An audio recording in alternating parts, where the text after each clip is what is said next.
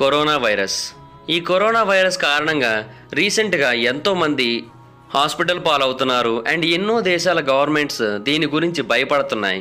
ఈ వైరస్ కానీ పొరపాటున వాళ్ళ దేశానికి ఏమన్నా వస్తుందా అని. అందుకని ప్రతి చోట కూడా చెకింగ్స్ అనేవి చేస్తున్నారు. మరీ ముఖ్యంగా చైనా నుంచి వచ్చే వాళ్ళందరినీ కూడా చెక్ చేస్తూ ఉన్నారు. కొన్ని దేశాలు అయితే చైనాలో ఉన్న వాళ్ళందరినీ కూడా అర్జెంటుగా వాళ్ళ దేశానికి పిలిపించుకోవడానికి ట్రై చేస్తూ ఉంది. ఎందుకంటే వాళ్ళ ద్వారా మిగతా దేశాలకి జబ్బు అనేది వ్యాపించకూడదు అని. యాక్చువల్గా ఈ కరోనా వైరస్ని మొట్టమొదటిసారిగా డిసెంబర్ 8, 2019 కనుగొన్నారు. ఈ వైరస్ కారణంగా అటాక్ అయిన మొట్టమొదటి పర్సన్ మనకి చైనాలోని హుబై ప్రాంతంలో ఉన్న వుహాన్ అనే ఒక ప్రాంతంలో కనిపించారు. సో అందుకని దీనికి వుహాన్ కరోనా వైరస్ అనే ఒక పేరు కూడా పెట్టారు.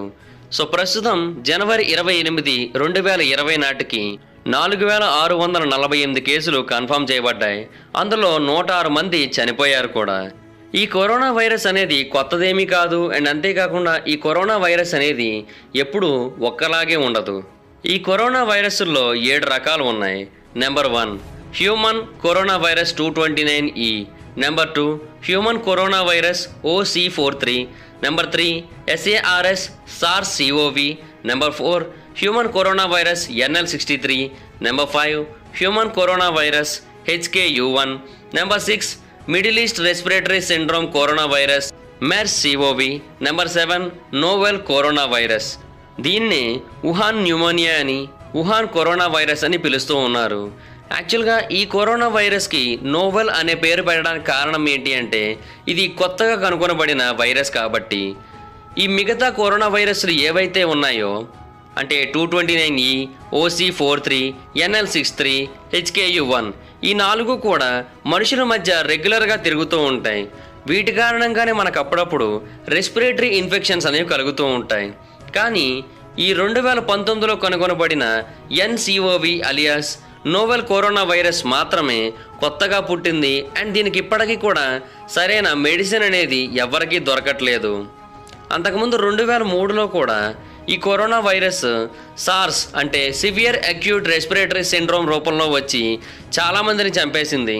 దీని కారణంగా దాదాపుగా 8,000 మంది ఎఫెక్ట్ అవ్వగా అందులో 10% మంది చనిపోయారు. అంటే 800 మంది చనిపోయారు సుమారుగా. ఇది 2003లో వచ్చింది. ఇది వచ్చినప్పుడు ఆసియా ఖండంలోని, ఆఫ్రికా ఖండంలోని ఎక్కువగా వ్యాపించింది. అయితే మరొక సిండ్రోమ్ కూడా ఉంది. దాని పేరు middle east respiratory syndrome alias MERS.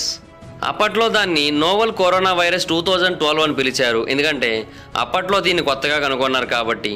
తర్వాత దాన్ని MERS-CoV అని పిలవడం మొదలుపెట్టారు. ఇది ఎక్కువగా సౌదీ అరేబియాలో వ్యాప్తి చెందింది. అప్పట్లో 124 కేసులు నమోదైతే 52 మంది చనిపోయారు సౌదీ అరేబియాలో. ఆ తర్వాత మిగతా దేశాలకు చెందిన వాళ్ళు కూడా కొంతవరకు చనిపోయారు. ఈ వైరస్ మళ్ళీ మే 2017 కొరియాలో కనిపించింది. అప్పుడు చాలామంది దీని కారణంగా ఎఫెక్ట్ అయ్యారు.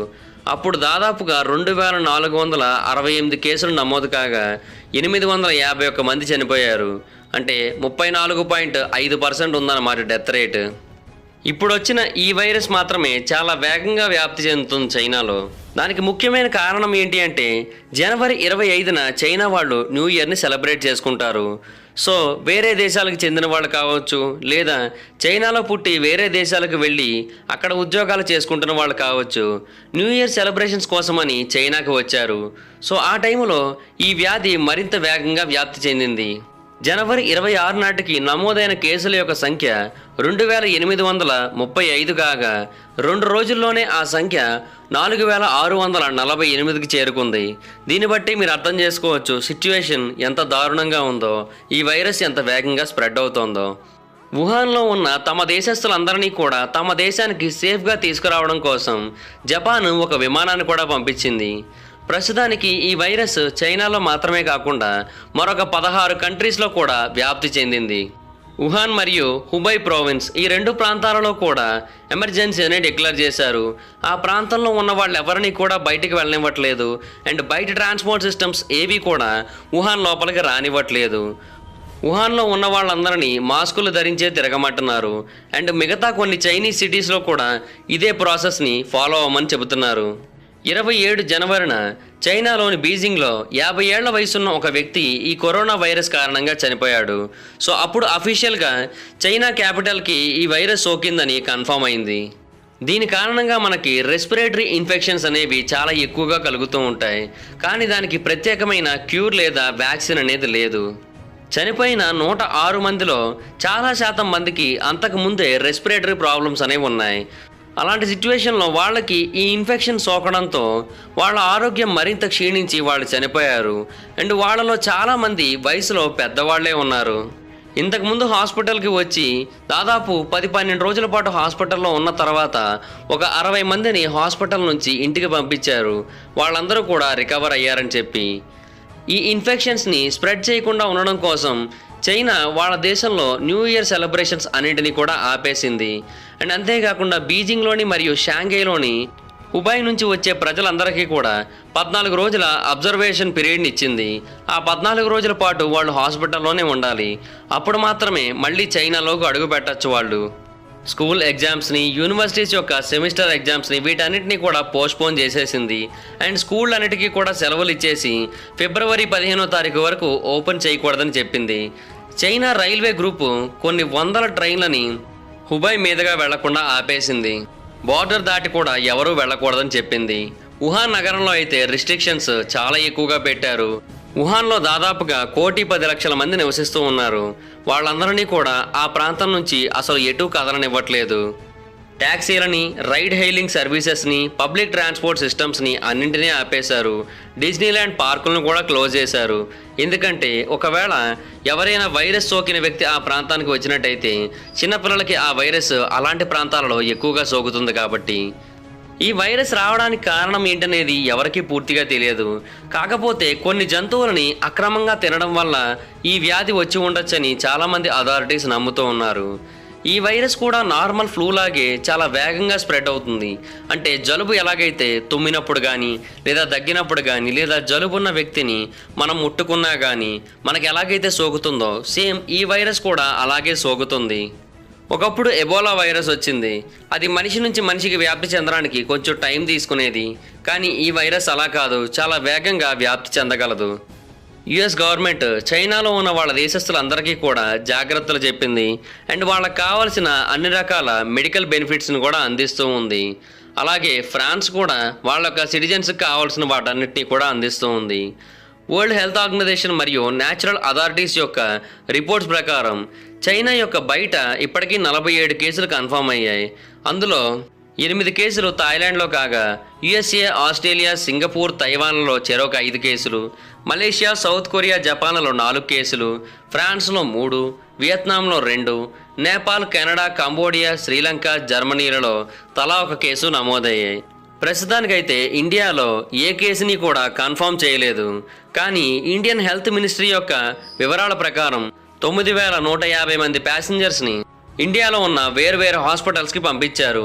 వీళ్ళందరూ కూడా హుబాయ్ లేదా చైనా ప్రాంతాల నుంచి వచ్చిన వాళ్ళే. సో వాళ్ళందరినీ కూడా వెంటనే హాస్పిటల్స్కి తీసుకొని వెళ్ళి వాళ్ళని చెక్ చేసిన తర్వాత మాత్రమే ఇండియాలో ఫ్రీగా తిరగనిస్తున్నారు. చైనా నుంచి వచ్చే వాళ్ళందరికీ కూడా పరీక్షలు చేయడం కోసం ఇండియాలోని 7 మేజర్ ఎయిర్పోర్ట్స్ అయిన ఢిల్లీ ఎయిర్పోర్ట్, ముంబై, కలకత్తా, చెన్నై, బెంగళూరు, హైదరాబాద్, కొచ్చిన్ ఈ ఎయిర్పోర్ట్స్ అన్నింటిలో కూడా చెక్ పాయింట్స్ వంటి వాటిని ఏర్పాటు చేయిస్తున్నారు. సో ఎవరైతే చైనా నుంచి కావచ్చు, లేదా చైనీస్ ప్రావిన్స్ నుంచి కావచ్చు, లేదా హుబై ప్రావిన్స్ నుంచి కావచ్చు, లేదా ఆల్రెడీ వేరే ప్రాంతాలలో కూడా ఈ వైరస్ స్ప్రెడ్ అయింది కాబట్టి ఆ దేశాల నుంచి వచ్చే వాళ్ళందరినీ కూడా చెక్ చేసిన తర్వాత మాత్రమే సిటీస్లోకి అలౌ చేస్తారు. ఇప్పటికే ఈ వైరస్ కారణంగా చైనా మరియు హాంకాంగ్ స్టాక్ మార్కెట్స్ కుప్పకూలిపోయాయి. ఇండియన్ స్టాక్ మార్కెట్స్ కూడా దాదాపుగా 400కి పైగా పాయింట్లను నష్టపోయాయి. ఎందుకంటే మనకి సాధారణంగా ఎన్నో ప్రొడక్ట్స్ చైనా నుంచే వస్తూ ఉంటాయి. కానీ చైనాలో ఇప్పుడు పరిస్థితి మాత్రం ఎక్స్పోర్ట్స్కి, ఇంపోర్ట్స్కి అనువుగా లేదు. సో అందువల్ల మనకు వచ్చే ఇంపోర్ట్స్ అనేవి ఆగాయి కాబట్టి మన ఎకానమీ మీద కూడా ఈ వైరస్ యొక్క ఇంపాక్ట్ గట్టిగా పడే అవకాశం ఉంది. ఒకవేళ వరల్డ్ హెల్త్ ఆర్గనైజేషన్ కనుక దీన్ని గ్లోబల్ హెల్త్ ఎమర్జెన్సీగా డిక్లేర్ చేసినట్టయితే ఆ ఇంపాక్ట్ స్టాక్ మార్కెట్స్లోని ట్రావెలింగ్ రంగం మీద, ఎంటర్టైన్మెంట్ రంగం మీద, హాస్పిటాలిటీ సెక్టర్స్ మీద మరింత ఎక్కువగా పడుతుంది. సో గ్లోబల్ ఎకానమీ మరింత డౌన్ అయ్యే అవకాశం కూడా ఉంది. ఇప్పటికే 106 మంది చనిపోయారు. మృతుల యొక్క సంఖ్య అనేది మరింత పెరిగే అవకాశం కూడా ఉంది. యాక్చువల్గా చైనాలో తయారైనవి ఏవి కూడా ఇంత స్ట్రాంగ్గా పనిచేయవు, కానీ చైనాలో తయారైన ఈ కరోనా వైరస్ మాత్రం ఎందుకనో చాలా స్ట్రాంగ్గా పనిచేస్తుంది. ఇప్పటికే 106 మందిని బలి తీసుకుంది కూడా. ఈ కరోనా వైరస్ కనుక మనకి సోకినట్టయితే మనకి ముక్కు అనేది కంటిన్యూస్గా కారిపోతున్నట్టుగా ఉంటుంది, దగ్గు విపరీతంగా వస్తుంది, గొంతు ఎప్పుడు కూడా మండుతున్నట్టుగానే ఉంటుంది, ఫీవర్ కూడా ఎక్కువగా వస్తుంది. ఇవన్నీ కూడా యాక్చువల్గా మిగతా వైరస్ల కారణంగా వచ్చేవే, కానీ కరోనా వైరస్లు మాత్రం మనకు తెలియకుండానే మన బాడీలో రెస్పిరేటరీ ఇన్ఫెక్షన్స్ని క్రియేట్ చేస్తూ ఉంటాయి. సో అందువల్ల పైన చెప్పిన 4 గనక మీకు ఒకేసారి అనిపించినట్టయితే వెంటనే తగిన జాగ్రత్తలు తీసుకోవాలి. లేదు అన్నట్టయితే వెంటనే డాక్టర్ దగ్గరికి వెళ్ళాలి. యాక్చువల్గా ఇది ఎక్కువగా వయసులో పెద్దవాళ్ళ మీద, లేదా చిన్నవాళ్ళ మీద, లేదా హార్ట్ డిసీజెస్ ఉన్న వాళ్ళ మీద, లేదా వీక్ ఇమ్యూనిటీ సిస్టమ్స్ కలిగిన వాళ్ళ మీద ఎక్కువగా ప్రభావితం చూపిస్తుంది. దీనికి సరైన వ్యాక్సినేషన్ కూడా లేదు. అండ్ ఇది చూడడానికి నార్మల్ కోల్డ్ లాగే కనిపిస్తూ ఉంటుంది, అలాగని దాన్ని లైట్ తీసుకోకూడదు. సో తగినన్ని జాగ్రత్తలు తీసుకోవాలి. అవేంటి అంటే మన హ్యాండ్స్ని రెగ్యులర్గా వేడి నీళ్ళతోని మరియు సోప్తోని వాష్ చేస్తూ ఉండాలి, లేదా ఆల్కహాల్ బేస్డ్ హ్యాండ్ శానిటైజర్స్తో కానీ వాష్ చేస్తూ ఉండాలి. మన చేతులని మరియు మన ఫింగర్స్ని మన కళ్ళకి, మన ముక్కుకి, మన నోటికి దూరంగా ఉంచాలి. అండ్ ఎవరైతే ప్రజలు కోల్డ్ లేదా దగ్గు లేదా ఫీవర్కి గురై ఉన్నారో వాళ్ళకి కొంత దూరంగా ఉంటేనే మంచిది. ఎక్కువసేపు రెస్ట్ తీసుకోవాలి, ఎక్కువగా ఫ్లూయిడ్స్ తాగుతూ ఉండాలి, గొంతుని ఎప్పటికప్పుడు క్లియర్ చేసుకోవడానికి మెడిసిన్స్ వాడాలి, ఫీవర్కి కూడా మెడిసిన్స్ వాడాలి. అలాగని 19 ఏళ్ల కంటే తక్కువ వయసు ఉన్న వాళ్ళకి, చిన్నపిల్లలకి ఆస్పిరిన్ ఇవ్వద్దు. ఇబ్రూఫిన్ కానీ లేదా అసిటోమినోఫెనాల్ కానీ ఇవ్వండి. అయినప్పటికీ కూడా మీకు తగినట్టు అనిపించకపోతే వెంటనే డాక్టర్ని కన్సల్ట్ చేయడం మంచిది. లేదంటే మీకే కాదు, మీ చుట్టూ ఉన్న వాళ్ళకి, మీ ఫ్యామిలీ మెంబర్స్కి కూడా ప్రమాదమే. ఏదైనా వచ్చేంత వరకు ఆగే కంటే రాకముందే జాగ్రత్తలు తీసుకుంటే మంచిది. కాబట్టి ముందు నుంచే కొంచెం జాగ్రత్తగా ఉండండి. సో చూసారు కదా, ఈ వీడియో కనుక మీకు నచ్చినట్టయితే లైక్ చేయండి, వీడియోని షేర్ చేయండి, మా ఛానల్ని సబ్స్క్రైబ్ చేసుకోండి, పక్కనే ఉన్న బెల్ ఐకాన్ క్లిక్ చేయండి. ఈ వీడియోని షేర్ చేయడం మాత్రం మర్చిపోతుంది, ఎందుకంటే షేర్ చేస్తేనే వీడియో గురించి, మా ఛానల్ గురించి అందరికీ తెలుస్తుంది. ఒకవేళ మీరు నన్ను డైరెక్ట్గా ఫాలో అవ్వాలి అనుకున్నట్టయితే నా ఇన్స్టాగ్రామ్ ఐడి జబర్దస్త్ మహీధర్, మీరు అక్కడికి వచ్చి నన్ను ఫాలో అవ్వచ్చు. Thank you guys, bye.